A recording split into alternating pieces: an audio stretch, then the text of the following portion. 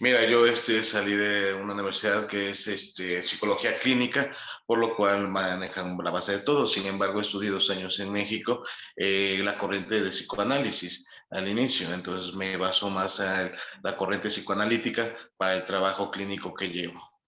Ok, corriente psicoanalítica. ¿Y has tenido algún estudio de alguna de las otras corrientes, aunque sea de manera general?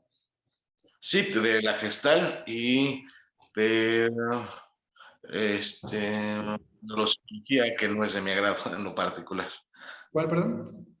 Los neuropsicólogos. Ujú. Ok, ya, perfecto. ¿Y qué tan relacionada está la Gestalt con psicoanálisis? ¿Qué tanto encontraste algunos puntos en común? ¿Qué tanto encontraste, a pesar de la diferencia, algunas cosas que tengan, que expliquen a lo mejor de igual, al mismo punto, pero de diferente manera?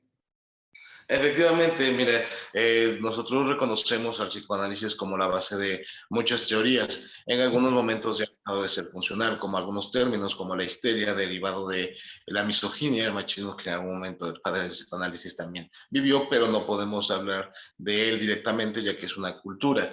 Sin embargo, entre la gestalt y el psicoanálisis hay mucho encuentro hacia algunas bases, como son los duelos, como es el trabajo hacia el mismo, la resistencia, los mecanismos de defensa, simplemente que ocupan otros términos. Entonces, en Sí. estas bases se basan mucho para poder trabajarlo. Aquí la diferencia en donde ramifica es la situación en el trato, el acercamiento que puede llegar a tener y el presente. La gestalia y el humanismo se basan más hacia el problema o el conflicto en sí hacia el presente en el momento que está viviendo el usuario, mientras que el psicoanálisis se basa hacia la raíz, al poder entender de dónde viene todo el conflicto. Podemos hablar de relaciones interpersonales, sexualidad y en algún momento creencias o introyectos. Claro. Ahorita que mencionas esta parte de sexualidad, ¿qué tanto se relaciona y cómo lo hace la parte psicológica con la parte sexual y cómo entran ahí algunas cosas que relacionan a estas dos corrientes? Mira, desde el psicoanálisis todo se basa a la parte sexual. Sin embargo, en los términos muchas veces llegamos a interpretar cada quien a su manera algunas situaciones. En la parte sexual, cuando hablamos, inmediatamente viene un rasgo, el entendido de una sexualidad coital. Sin embargo, la sexualidad desde el psicoanálisis se basa en el conocimiento del mundo exterior a través de las sensaciones. Por eso hablan de una etapa fálica al inicio de la edad. Estamos hablando de la etapa oral, de la etapa anal, la etapa fálica, en donde el niño vive y experimenta una sexualidad no coital, sino una sexualidad a través del conocimiento, del funcionar, del poder sentir, también desde la parte anal, la experiencia de la sensación que puede llegar a tener y cómo empieza a conocer el mundo sin fines sexuales coitales. Ok. Conforme avanza, estamos a los 9, 8, 10 años ahora, estamos hablando ya de un conocimiento hacia un punto vital, en el cual la persona tiende a empezar a interpretar son las relaciones interpersonales a través de las sensaciones. Entonces, cuando nosotros desde un enfoque psicoanalítico hablamos de la sexualidad, en realidad hablamos de todo, no solamente del coito y la parte de la identidad de género y todo esto, sino el conocimiento de las sensaciones que viene muchas veces el conflicto. Podemos hablar de un abuso sexual y cómo ellos empiezan a conocer el mundo a través de la manipulación que tiene el abusador. Sí, entonces, estas partes son importantes para poder derivar si puede existir un conflicto interpersonal, ya que se les enseñó que la manera de poder interrelacionarse va a ser a través del dar. Sí, Mm. sí, entiendo. Es muy interesante. ¿Y qué crees que haga que algunas personas les funcione a lo mejor alguna corriente en específico, no sé, una terapia psicoanalítica, o a otra persona le funciona a lo mejor una terapia humanista? ¿Qué factores influyen que suceda esto? Mira, en esa parte me encanta. Se los he comentado. Yo creo que la psicología no es una competencia, nos tenemos que ver como salud. Muchas veces, y quiero ser específico, en nuestra zona de Tehuacán, se entiende la psicología como quién es el mejor psicólogo, hay que ponerse corbatita para poder fungir como, no, a ver, espérame, no, esas ni siquiera son bases, en ningún manual puede existir. No hay una parte en donde podamos decir cuál es la mejor corriente. Se trata de los usuarios, es salud, por lo cual el usuario, la persona que va a ocupar, se puede sentir identificada. Hay personas que les va a gustar la confrontación. En la confrontación van a buscar alguna situación como psicoanálisis. Hay personas que les gusta más el trato espiritual, hacia espiritual, que hasta quiero llegar a ese punto, hacia la parte espiritual, hacia el manejo de la tranquilidad, y van a ocupar más las corrientes humanistas, como la gestal, ¿sí? Hay personas que van a querer como saber, esas son corrientes más hacia, por ejemplo, la neuropsicología, las técnicas, la corriente cognitivo-conductual. Ujú. Entonces es como controlar, va a depender del usuario. En realidad yo creo que su propia historia de vida nos va a decir, no te puedo decir, mira, si tú eres una persona la cual puedas llegar a tener mucha espiritualidad, mejor ve con un humanista. No, a veces puedes ir con un humanista y no sentirte a gusto porque lo que necesita tu mismo proceso es la confrontación, el confrontarte a ti, ya que has suavizado tanto la vida que llega el momento en que llegamos al falso positivismo, que está muy en auge, de, ok, no, busca ser feliz, tú tienes que ser feliz todo el tiempo. Creo que esta situación demandante social es una de las mayores perversiones que puede existir, ya que en comparativa nadie puede ser feliz todo el tiempo. No puedes llegar y, ay, mira, tenemos dinero, wow, qué feliz soy, vamos a ver el lado positivo. No, tenemos que ser reales. Tenemos que confrontar las situaciones en las cuales, ok, a veces también un poco de realidad nos cae bien. Algo dentro de todo esto que en verdad a mí me interesa mucho y por eso trabajamos desde el colectivo en muchas ocasiones con programas, con situaciones para poder entender que la psicología, ¿sí? Y también hacerles saber a los usuarios que la psicología es laica. Ujú. ¿Qué es esto? Que no puede existir religión dentro de un consultorio psicológico. Muchas veces se interpreta en estas situaciones y entonces el mismo psicólogo trata de meter sus creencias al usuario, y yo creo que esa es una falta de ética muy grande. ¿Por qué?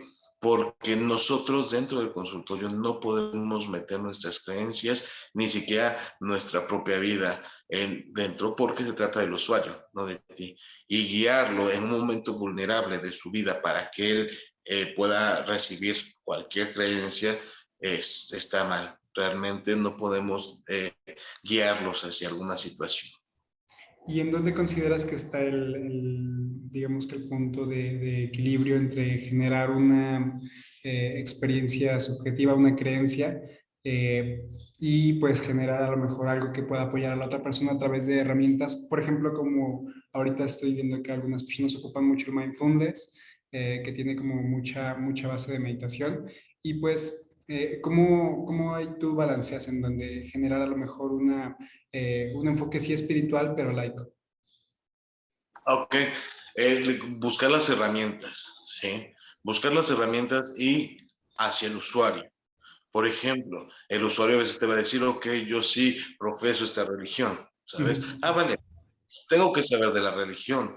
Uno de los conflictos en la educación dentro de la psicología de Puebla en general, que tiende a ser un poco más cuadrado, más mocho, es la situación en las cuales no nos dicen que tenemos que tener conocimientos culturales generales.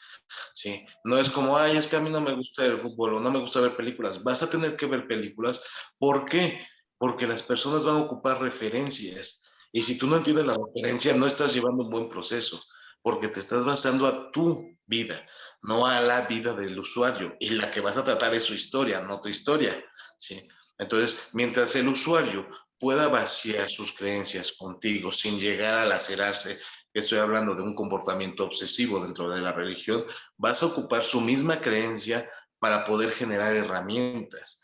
¿Sí? Las acciones que puedes llegar a hacer, como es la meditación, como es a lo mejor fantasías dirigidas, son acciones, por lo cual no estás rayando en una situación.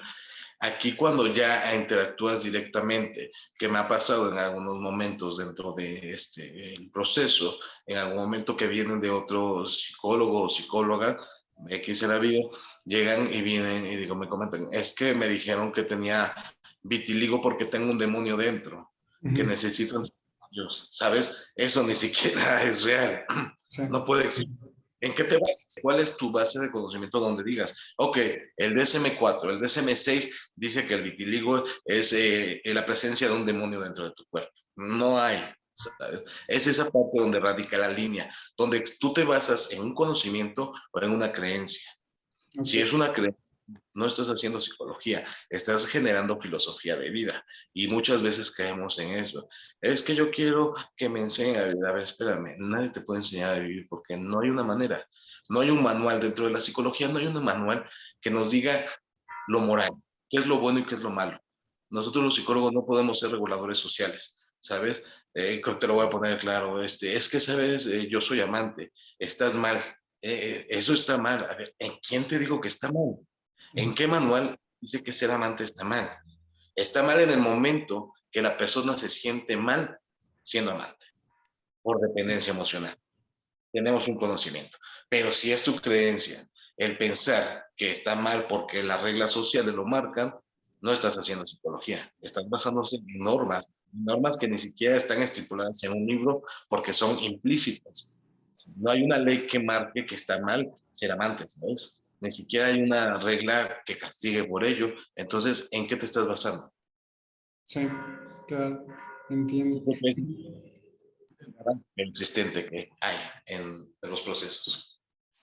Sí.